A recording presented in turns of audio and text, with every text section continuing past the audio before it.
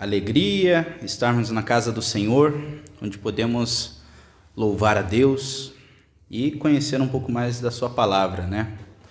E hoje fui desafiado mais uma vez pelo pastor a estar aqui na frente ministrando a palavra. Nessa noite nós vamos fazer um breve estudo, um apanhado geral da vida e do ministério do apóstolo Paulo. Paulo foi um homem muito duro no seu trato, um homem incisivo, mas pela graça de Deus foi remido. Depois de remido ele continuou um pouco duro até o final da sua vida, quando Deus amoleceu o coração dele um pouco. Mas foi um homem extremamente abençoado e abençoador por causa de seus escritos. Ele escreveu a maior parte das cartas, dos livros que estão presentes no Novo Testamento. Então a doutrina e a teologia paulina é uma teologia essencial para todo cristão. Abrindo ali no capítulo 9 de Atos, nós temos o relato da conversão de Paulo.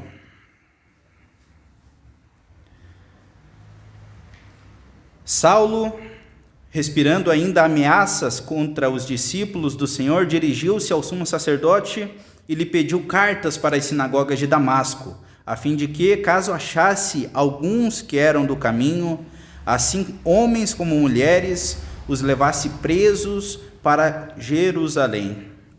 E seguindo ele estrada fora, ao aproximar-se de Damasco, subitamente uma luz do céu brilhou ao seu redor, e caindo por terra, ouviu uma voz que lhe dizia: Saulo, Saulo, por que me persegues?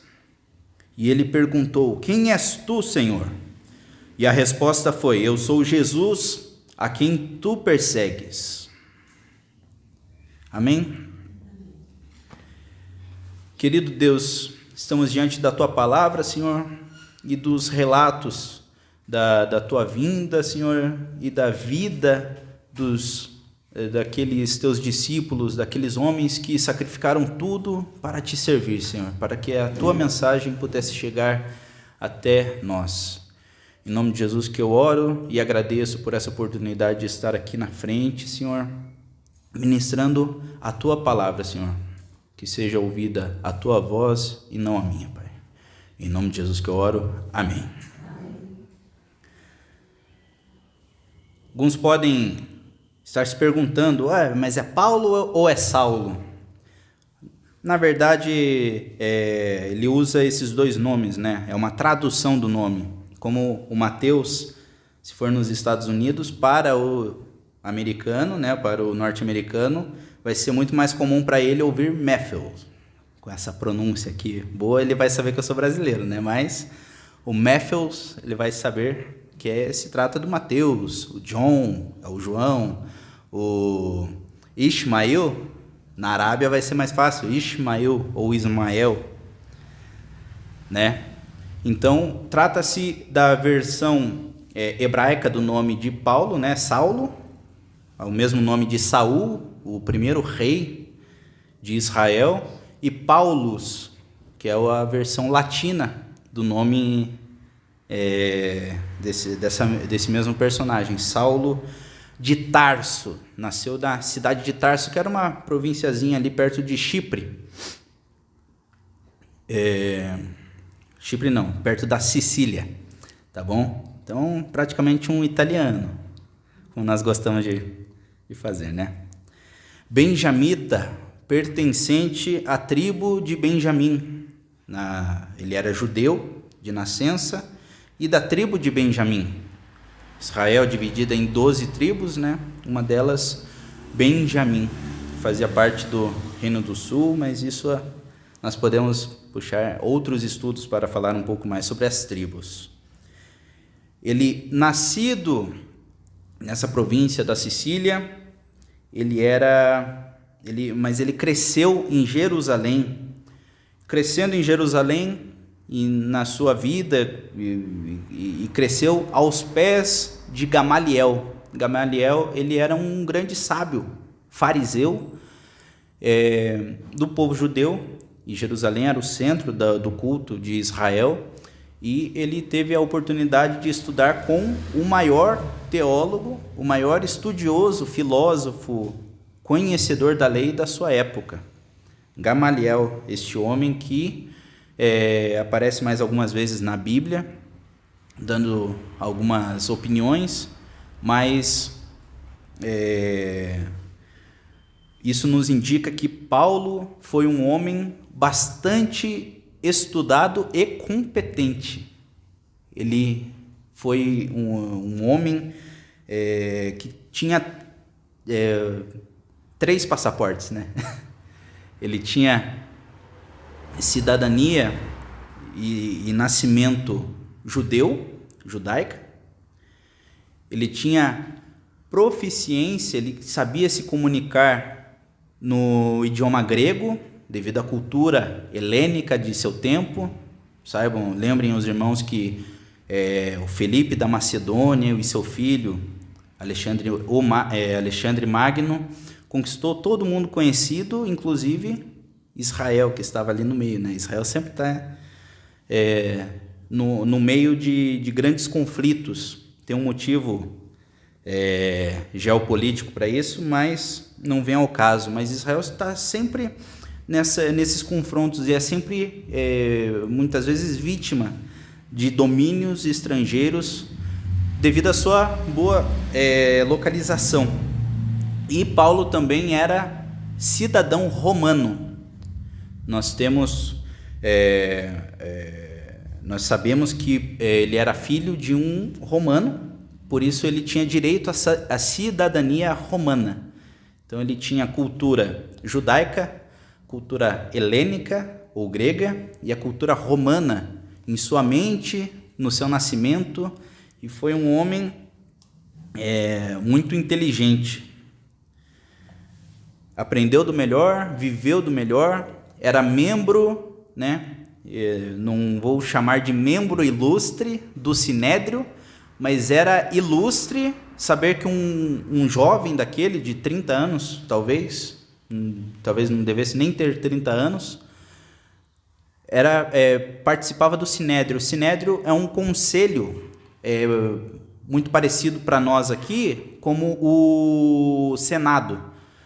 São homens responsáveis por tomar decisões acerca do povo ali, acerca das leis, no caso de Israel, que é um país onde a vida pública e a vida religiosa são a mesma coisa. Então, uma coisa está ligada à outra, intimamente ligada à outra. Então, fazer parte do Sinédrio era uma posição respeitadíssima em seu tempo. E por isso é de se espantar que um jovem, né, de 30 anos estivesse participando desse Senado, né? A lei no Brasil, por exemplo, não permite senadores abaixo de 35 anos. Você precisa ser mais velho que isso para pertencer ao Senado. E mesma coisa aqui, precisava ter uma boa reputação, precisava ser sábio. E Paulo, ele tinha alguma coisa de especial nele, já em sua condição natural, né? Como homem natural, ele já tinha alguma coisa muito diferente, muito especial, que chamava a atenção dos homens. Em Filipenses, quem puder me acompanhar, em Filipenses,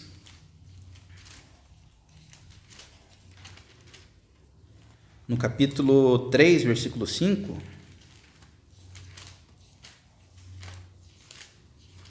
agora eu descobri que eu preciso acompanhar os irmãos. Colossenses e Tessalonicenses, né? 1 Tessalonicenses.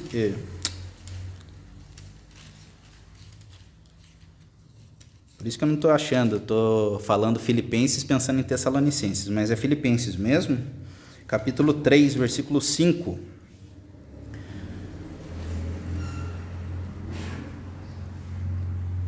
onde ele dá relato de si mesmo: circuncidado ao 8º dia, da linhagem de Israel, da tribo de Benjamim, hebreu de hebreus, e quanto à lei, fariseu, quanto ao zelo, perseguidor da igreja, quanto à justiça não há na lei, quanto à justiça que há na lei, irrepreensível. Paulo então se declara como alguém que viveu, era hebreu de hebreus, judeus, hebreus e judeus aqui, eles têm a mesma conotação. Então nós temos aqui um homem profundamente de cultura judaica, perseguidor da igreja. Voltando lá para Atos 9, ele estava fazendo pedidos de cartas para que ele fosse até Damasco, e nem que fosse arrastando homens e mulheres, trouxesse para Jerusalém para serem julgados e mortos, né? Assim como aconteceu com Estevão, um capítulo atrás, né? E Paulo foi esse homem brilhante, criado no meio de judeus, fariseu. Fariseu quer dizer doutor da lei, aquela pessoa que era extremamente estudada na lei do Antigo Testamento. E esse homem teve uma mudança de vida radical, e no capítulo 9 ele respirava ameaças de morte, até que Deus fez com que ele caísse. É muito comum nós pensarmos que Paulo caiu do cavalo, né, indo para a estrada de Damasco, mas a Bíblia não nos fala isso. A Bíblia fala que ele caiu no chão, mas nós podemos fazer suposições de que ele estava num trajeto longo, ele era uma pessoa importante, então andava de cavalos e poderia estar indo a caminho de Damasco por esse meio, mas a Bíblia não fala nada disso, mas podemos supor. Caindo por terra, no versículo 4, ouviu uma voz que dizia: Saulo, Saulo, por que me persegues? Ele perguntou: quem és tu? E a resposta foi: eu sou Jesus, a quem tu persegues. Ele teve nesse momento uma experiência fantástica, porque ele viu, ele mesmo com os olhos dele, ele viu Jesus, seu corpo glorificado, e um puxão de orelha dado pelo próprio Senhor ali na frente dele: eu estou de fato perseguindo o Messias, que aquela lei que eu sou doutor e que eu sou entendido, e eu não consigo entender que ele é esse Messias. Ele caiu do cavalo não uma, mas 2 vezes, fisicamente e no seu entendimento. Meu Deus, tudo que eu entendia caiu por terra e não vale nada se não for por Jesus. É isso mesmo? E ele ainda precisou de mais alguns dias para chegar a essa conclusão, para digerir essas ideias. Precisou de mais um puxão de orelha do Ananias, que foi quem fez o seu batizado, para que ele pudesse entender essas verdades eternas. Membro do Sinédrio, o homem de 3 culturas, estrada de Damasco. Nessa experiência ele ficou cego, e estando cego, Deus mandou ele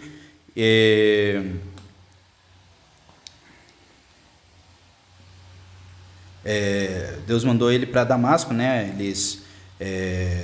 Paulo, vendo que que ele abria os olhos e não podia ver, eles foram, né, guiando Paulo pela mão. Foram eles e seus cúmplices ali, seus homens, o levaram pela mão até Damasco.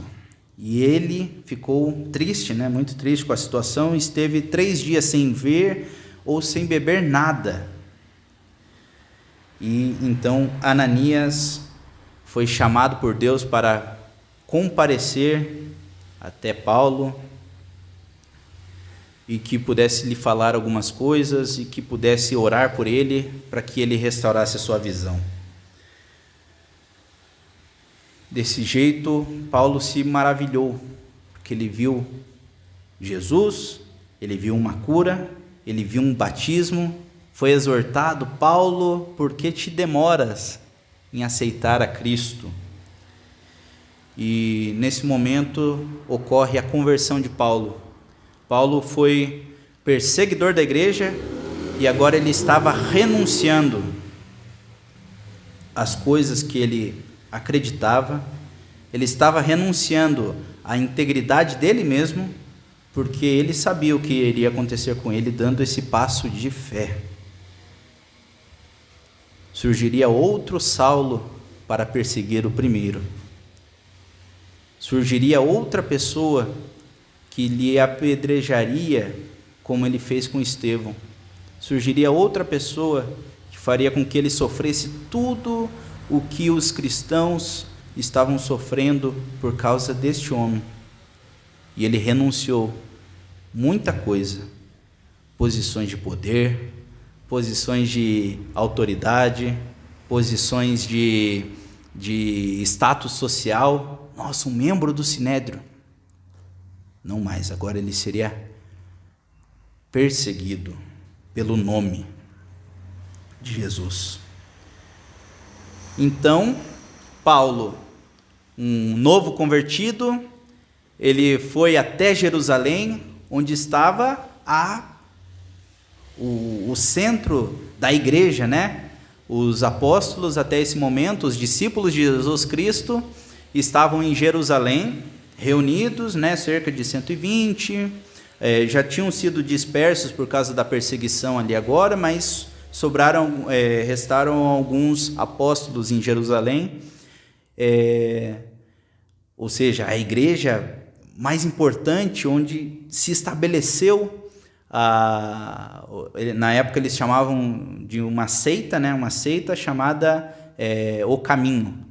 Era assim que os cristãos eram conhecidos até este momento. Então, Paulo chegou na igreja do caminho e foi rejeitado. Que beleza, né? O novo convertido, rejeitado pela igreja porque não acreditaram em seu testemunho. E isso é preocupante, porque será que não acontece ainda hoje? Alguém que é muito importante para Deus e nós estamos tocando essa pessoa para fora porque nós não acreditamos nela.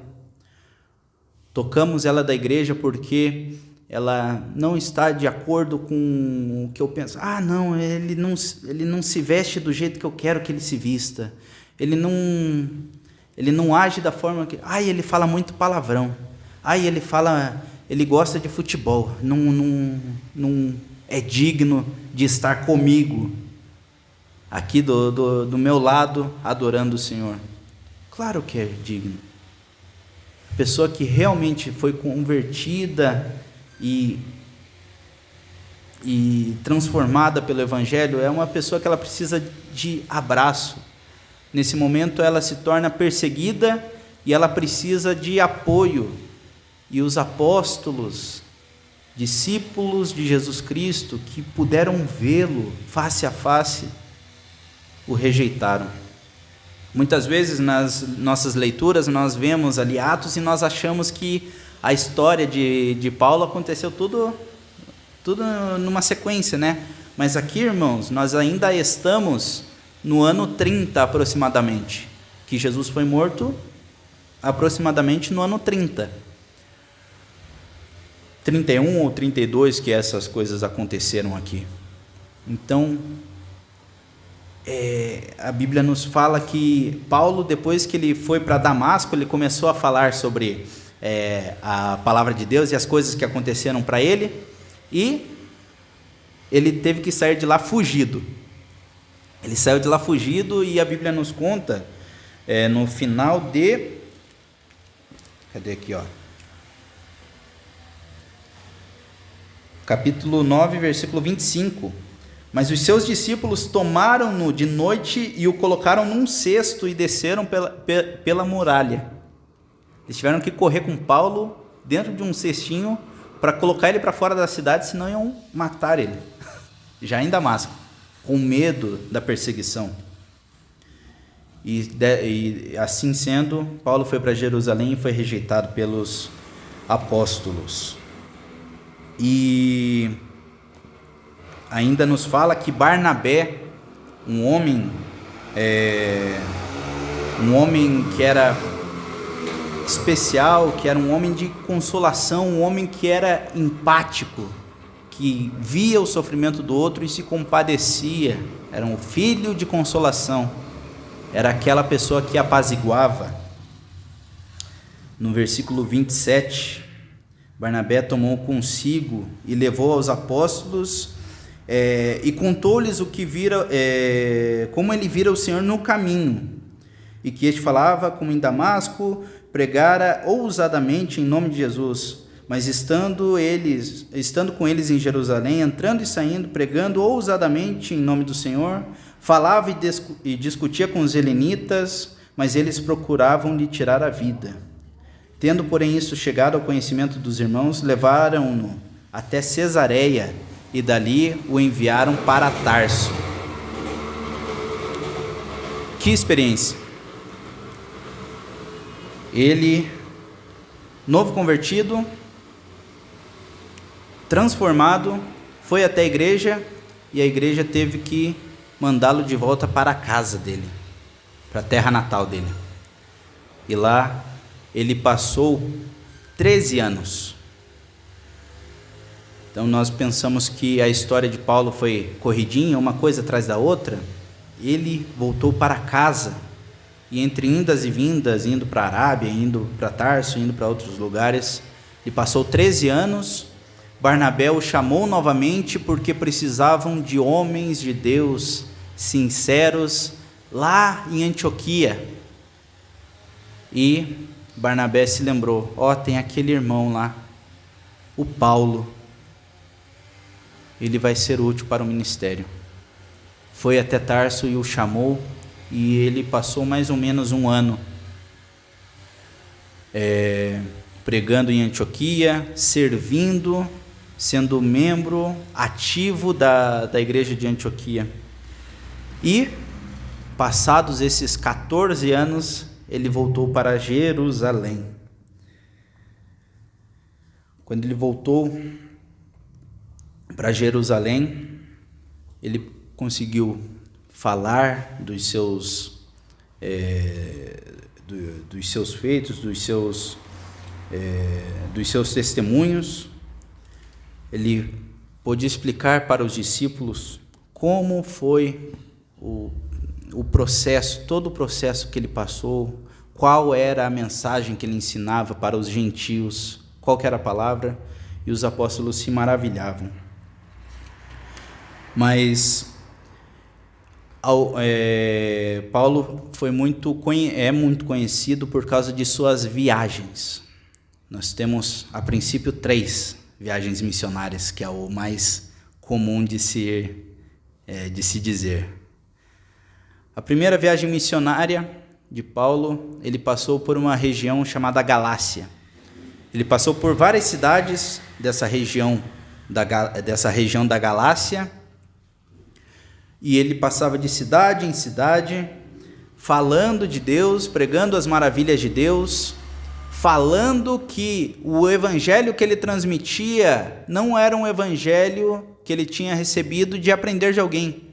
O próprio Cristo lhe revelara o que ele tinha que falar e qual que era a sua missão de apóstolo. Lá na carta aos Gálatas, no capítulo 2, nós temos esse relato desses 14 anos que ele passou afastado de Jerusalém, né?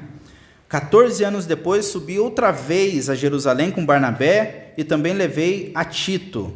Subi em obediência a uma revelação e lhes expus o evangelho que prego entre os gentios, mas em particular aos que pareciam de maior influência, para que, de algum modo, não correr ou ter corrido em vão.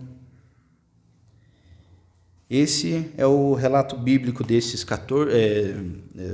do final desse intervalo de 14 anos, onde Paulo expôs a sua mensagem para os apóstolos.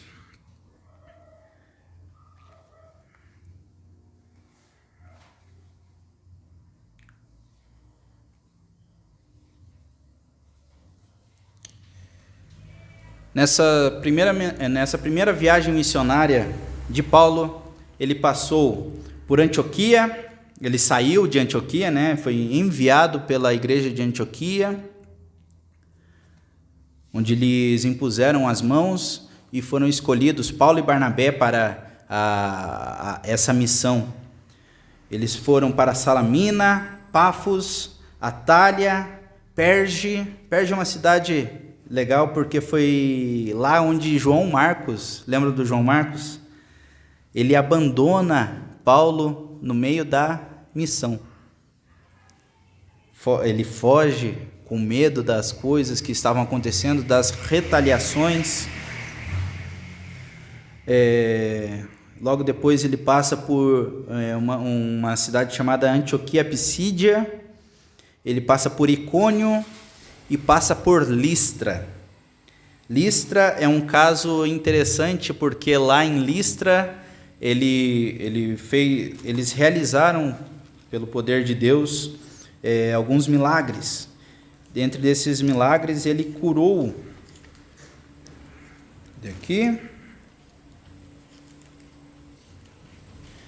ele curou um cego ou um coxo. Eu preciso ver aqui, ó. Testemunho que eu esqueci de anotar. Mas ele realiza a cura de um coxo em Listra, e em Listra, terra de gregos, terra de cultura pagã, de cultura politeísta. Lá eles tinham aquele panteão enorme de deuses, né? E eles criam, o povo de Listra cria que aqueles dois homens que estavam realizando curas e trazendo mensagens com eloquência imensa, com grande habilidade no falar, eles confundiam aqueles homens com Zeus e com Hermes.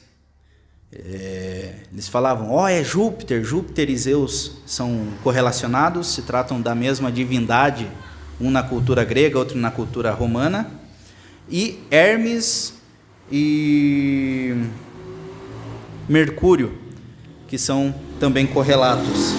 Estes homens são Zeus, que é o deus dos deuses da nossa cultura, e Hermes, que é o deus da comunicação, da mensagem, da onde surge a palavra hermenêutica, a interpretação e a comunicação, pertenciam a esses deuses na cultura grega, e eles foram confundidos com esses deuses, e eles, recebendo todo aquele louvor e toda aquela adoração, o que eles fizeram? Eles falaram, não, ei, não me adore, eu sou homem.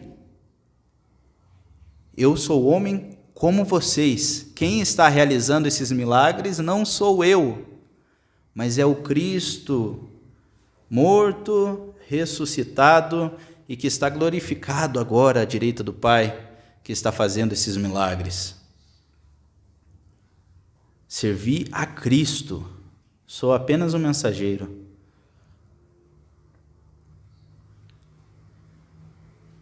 E muitas vezes nas igrejas evangélicas do mundo todo, mas aqui no Brasil nós sofremos com isso, homens que são reconhecidos por carregar em si esse poder, ou ter esse dom dentro de si, profetizar, curar, ensinar, e essas pessoas acabam caindo no erro da soberba, engrandecendo-se a si mesmo, achando que são grandes homens de Deus, porque usam um paletó, porque estão na frente da igreja, porque nada disso é saudável para a igreja. A igreja precisa de homens que, mesmo Paulo aqui, com toda a sabedoria, poliglota, sábio, filósofo, doutor da lei, ele falou, eu sou homem como você, sou humano, do mesmo jeito. E ali eles sofreram perseguição por terem rejeitado esse louvor. Que situação! Nessa primeira experiência, de viagem missionária, já foram perseguidos, já foram torturados e Paulo é apedrejado. Paulo é apedrejado até ser considerado morto. Mas Paulo, por capacitação divina, só pode ser isso, ele passou mal ali, estava quase morto, se recuperou, levantou e continuou a sua jornada na sua missão, ainda passando de volta ali nas regiões da Galácia, até voltar para Antioquia e testemunhar as coisas que aconteciam com ele, que aconteceram. Mas, com todo esse sacrifício, toda essa postura de Paulo, ele recebeu notícias de que, provavelmente nessa viagem de volta, recebeu a notícia de que os Gálatas estavam rejeitando a mensagem dele e aceitando uma mensagem muito parecida que estava embutida junto com a mensagem de Paulo. Nessa época, a igreja estava passando por uma dificuldade tremenda, onde existia um grupo chamado judaizantes. Os judaizantes, eles são aqueles que pegam os ensinos de Cristo e misturam com a lei do Antigo Testamento. Ou seja, eles pregavam que, não, tudo bem, a graça salva, a graça, isso aí, é por aí mesmo, Jesus que salva, tudo isso. Mas você já é circuncidado?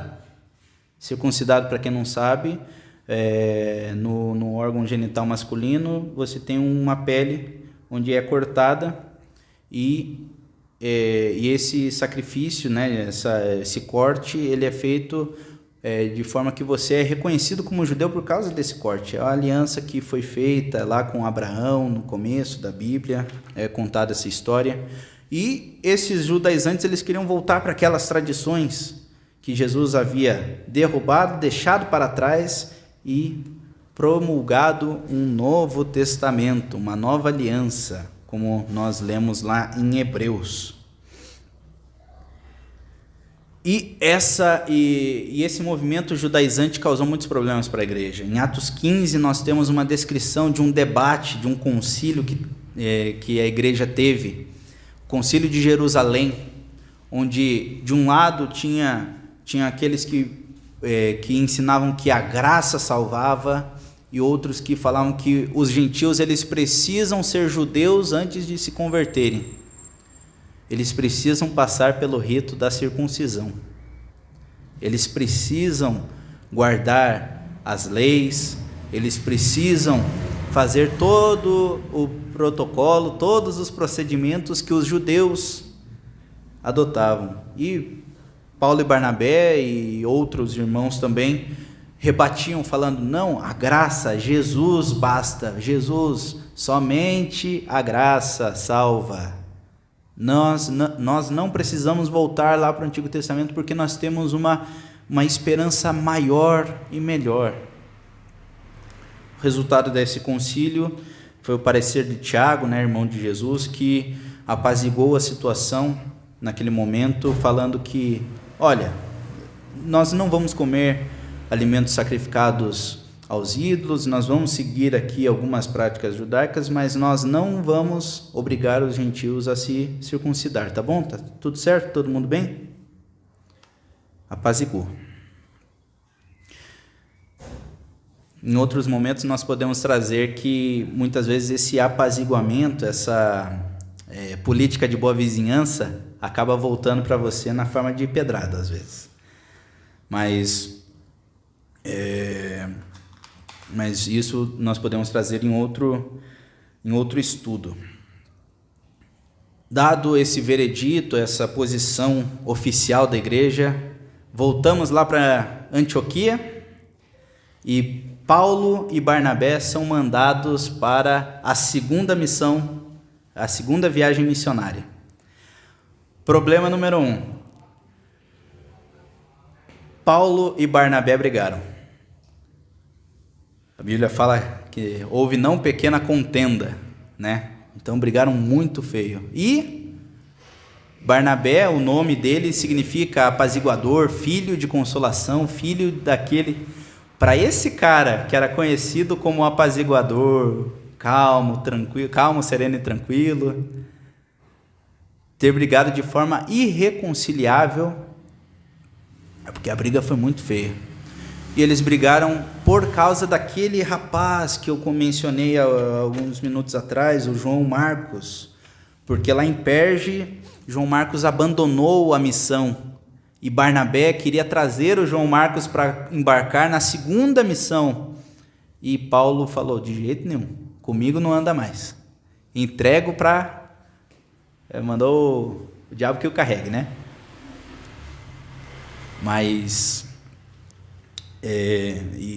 trazendo um parêntese rápido aqui, João Marcos, ele foi o primeiro evangelista, o primeiro escritor de evangelho da história.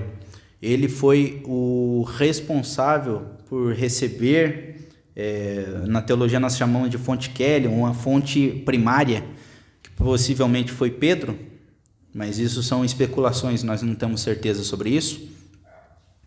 Que através dessa fonte, João Marcos ele escreveu o Evangelho de Marcos, que é um evangelho bem dinâmico, 16 livros, 16 capítulos, facinho de ler, e ali conta a história de Jesus Cristo e traz não tantos detalhes como outros evangelistas que iriam acrescentar coisas, mas foi o primeiro, foi um homem extremamente importante para a obra porque escreveu um evangelho. Ele não fazia parte do grupo, do corpo apostólico. Depois de Marcos, que João e que Mateus escreveriam as suas cartas, os seus evangelhos. Então, esse homem foi importantíssimo para a história da igreja e Paulo aqui, nesse momento, ele rejeitou esse homem. Na segunda viagem missionária, eles partiram agora, né, de Jerusalém. Eles partindo de Jerusalém, eles visitaram ali as igrejas que eles haviam levantado ali na região da Galácia, né, aqueles Derbe, Listra, Icônio. Eles foram passando nessas regiões ali e possivelmente nessa época que foi escrita a carta aos Gálatas, né? Denunciando esse problema com os judaizantes. Passando pelas igrejas da Galácia, eles tentaram ir em direção à Ásia e não conseguiram. Eles pegaram outro caminho e vamos para a Ásia. E Deus não permitiu por 2 vezes que eles fossem para a Ásia. E eles estavam recebendo visões e sonhos falando, onde aparecia um homem e falava, vem depressa para a Macedônia e salve-nos. Macedônia é terra gentílica e terra europeia. Nesse momento, Deus estava mandando Paulo e Silas, né? Eu esqueci de falar do Silas. Silas substituiu Barnabé como companheiro de Paulo na segunda viagem missionária, e os dois foram impedidos por Deus para fazer a missão em algumas regiões, e foi impelido pelo Espírito Santo para irem à Macedônia, em terra europeia. Vamos mudar de continente, agora nós vamos pregar e falar das boas novas de Deus lá na Europa. E eles pararam numa cidade chamada Filipos, né? Nós temos a carta aos Filipenses aqui, que sumiu da minha Bíblia agora há pouco, né? Na igreja, e lá em Filipos, acontece uma coisa grandiosa, né? O homem de Deus foi recebido lá com chuva de pedra, de novo. Mais uma vez, eles chegaram no propósito onde Deus havia mandado eles, lá em Filipos, né? E foram açoitados, né? Foram presos, açoitados, amarrados com os pés num tronco, e nesse momento eles começaram a louvar o Senhor, a cantar hinos, a cantar salmos, a cantar e cantar e cantar à meia-noite. E aconteceu um milagre, que foi o milagre em que Deus fez com que aquela prisão tremesse e soltassem todos os encarcerados, né? Todos os presos. E se coloque na situação do carcereiro, pessoa que estava no turno, né, Mateus? Vou pegar aqui o Mateus, que ele está acostumado a trabalhar em turno, né? Acontece uma catástrofe dessa, abrem-se todas as portas da cadeia no teu turno. Quando eu cheguei, eu estava assim. Quando eu cheguei já estava assim. Mas imagina, e o teu pretor, né? O teu chefe ali não é o seu Juan, que é carinhoso com você, é convidado para o casamento, é o centurião romano. Errou é navalha, pá. Se coloque na posição desse carcereiro. No turno dele acontece essa tragédia, e que todas as portas da cadeia são abertas. Ele já pensou, todo mundo já fugiu, né? Tão longe daqui. Então ele atentou contra a sua própria vida. Ele tentou se matar nesse momento. No capítulo 16, versículo 27, está descrita essa história aqui. O carcereiro despertou do sono e, vendo abertas as portas do cárcere, puxando a espada, ia se suicidar, supondo que os presos já tivessem fugido, já estivessem longe, né? Mas Paulo bradou em alta voz: não te faças mal nenhum, que todos estamos aqui. Não era só Paulo e Silas que ficaram ali. Todos os presos, comovidos pela mensagem do Evangelho, pelos louvores e pelo poder grandioso que se manifestava por aqueles dois homens que estavam, naquele momento difícil, açoitados e humilhados e prejudicados, estavam cantando, louvando a Deus, louvando a Jesus Cristo, e todos foram tocados. E agora nós temos mais algumas pessoas para o reino dos céus nesse momento. Uma multidão de presos, que provavelmente se fossem para Jerusalém lá junto com Paulo, seriam rejeitados também. E um suicida, um quase suicida, né? Que voltou os seus olhos para cima e reconheceu que ali havia poder. E o carcereiro também foi convertido para Cristo. Versículo 35, quando amanheceu, os pretores enviaram oficiais de justiça com a seguinte ordem: põe aqueles homens em liberdade. Então o carcereiro comunicou a Paulo essas palavras. Os pretores ordenaram que fossem expostos em liberdade. Agora, pois, ide em paz. Que experiência! Que aqui é manifesto de forma clara e inequívoca, de forma que ninguém pode negar que isso foi uma ação de Deus, de que isso foi uma ação divina. Tem uma outra história, também em Atos, mas lá no começo, onde Pedro foi para a prisão, foi preso também, porque insistiu em falar da palavra de Deus, foi preso, e a igreja se juntou numa vigília de oração, né? Se juntaram lá, estavam orando: ó Senhor, Tome conta de Pedro, Simão, Cefas, são os nomes de Pedro, né? Tome conta do irmão, que o Senhor dê liberdade, faça tua justiça, ó Deus.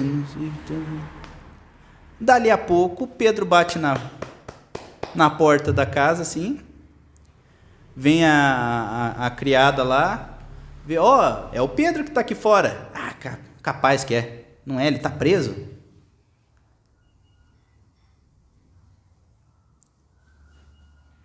É estranha essa fé, né? É uma fé que não acredita no pleno poder de Deus para realizar milagres. E esse aqui foi mais um dos vários milagres de Deus para a edificação da sua igreja. E eles passaram essa foi a passagem deles em Filipos, teve a conversão da Lídia, à beira do rio, onde foi implementada a igreja ali também.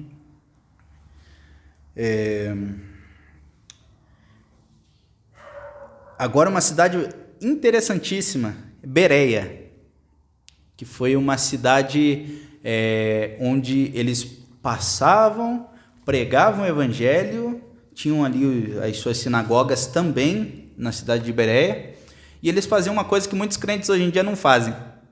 Eles pegavam a pregação de Paulo e de Silas e eles iam lá na Bíblia e liam para ver se era isso mesmo que eles estavam. Pô, é verdade, é isso mesmo. Poxa, tá aqui mesmo. Crente não faz isso. Agora pagão vai fazer? Graças a Deus que fazem, né? Quando você apresenta a palavra do Senhor, apresenta a palavra de Deus, quando você apresenta, você precisa falar para quem está te ouvindo, não acredite em mim, leia a palavra. Antes de mim, eu estou aqui na posição de preletor, né? Eu estou falando aos irmãos verdades bíblicas.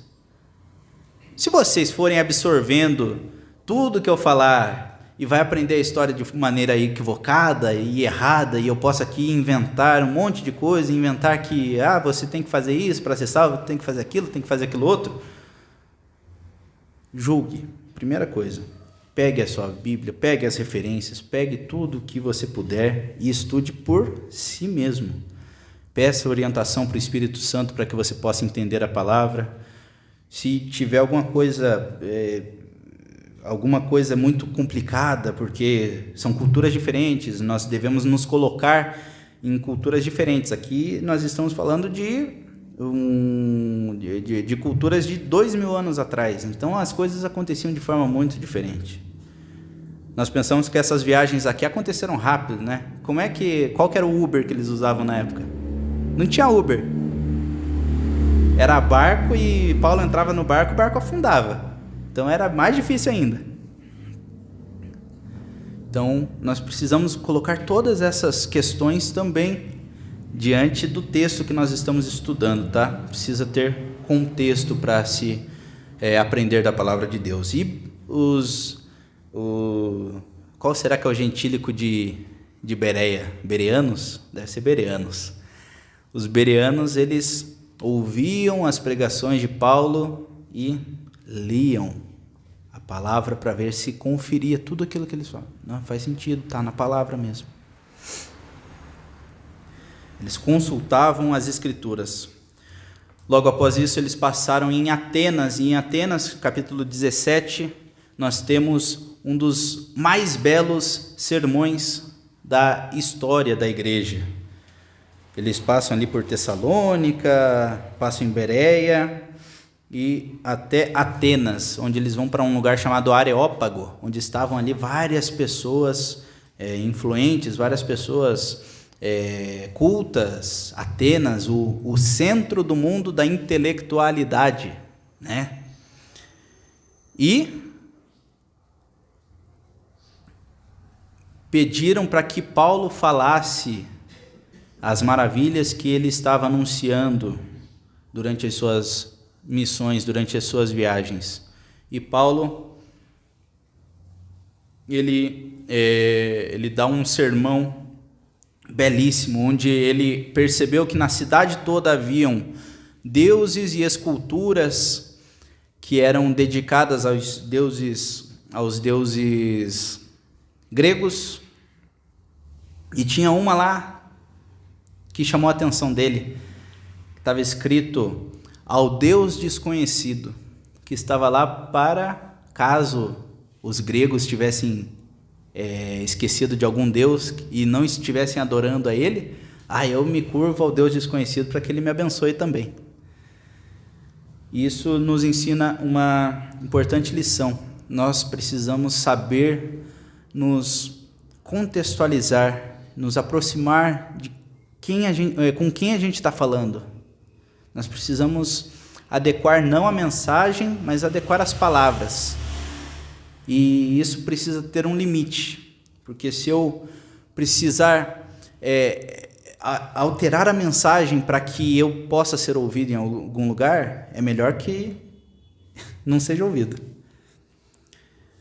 Atenas é um caso interessante, onde nós temos a descrição desse belo sermão, muito bonito de ser estudado, de ser entendido, como que ele fala, como que é a técnica, como que...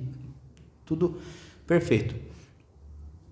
Pouca gente se converteu. Nós não temos registros de uma igreja sendo aberta em Atenas, ou seja, eles foram rejeitados. Paulo e Silas rejeitados entre os atenienses. Logo após, em Corinto, é aberta uma igreja. Ele fala das maravilhas de Deus. Eles têm bastante tempo para construir, para fazer com que aquela igreja cresça. E na carta aos Coríntios, Paulo fala: com vocês eu agi diferente, né? Com vocês eu não vim com palavras de sabedoria, eu vim ter com vocês Cristo e este ressuscitado, porque é isso que importa, não a minha eloquência, mas Cristo é o que importa. Tendo essa passagem por Corinto, eles voltaram para Jerusalém, relataram as coisas que haviam acontecido com eles e retornaram à sua igreja, a igreja que os enviou, a Antioquia. Ainda temos a terceira viagem missionária, mas devido ao tempo nós não conseguiremos fazer esse estudo hoje. Posso trazer novamente em algum outro momento, mas levem para a vida de vocês um exemplo, um homem exemplar na sua vida, na sua perseverança, conforme está registrado. Paulo, ele cita em algumas vezes que no seu corpo, ele falava: no meu corpo trago as marcas de Cristo. No meu corpo trago as marcas de Cristo. E hoje nós vivemos numa sociedade um pouco mais civilizada no quesito violência. Não vai ser a qualquer momento que você vai ver alguém sendo apedrejado na rua. Hoje nós temos outros problemas, né? Mas por causa do Evangelho, que Deus chamou cada um de nós para sermos testemunhas. Testemunhas no grego é a mesma palavra para mártir. Mártir é aquela pessoa que morre por uma causa, que morre e que é sacrificado por uma causa. E Deus, a Bíblia nos chama para sermos testemunhas. E apenas pela concessão da graça de Deus que nós podemos ter essa coragem, porque os apóstolos eram açoitados, eram espancados, eram apedrejados, e eles saíam da cadeia sorrindo, gritando: fomos merecedores de sofrer as dores de Cristo. Paulo foi açoitado, chicoteado, preso, humilhado e estava cantando junto com o seu irmão Silas louvores ao Senhor. Hoje nós não temos esse tipo de violência tão clara ao nosso redor. Olha o que esses homens passaram. Será que a nossa vergonha em abrir a boca para falar de Cristo é justificada? Eu não quero incomodar, não quero...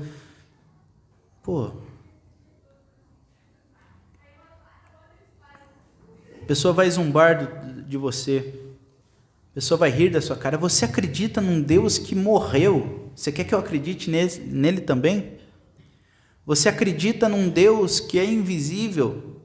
Você acredita em alguém que não dá para ver? Você acredita em milagres e diversas outras manifestações da glória de Deus e da graça de Deus?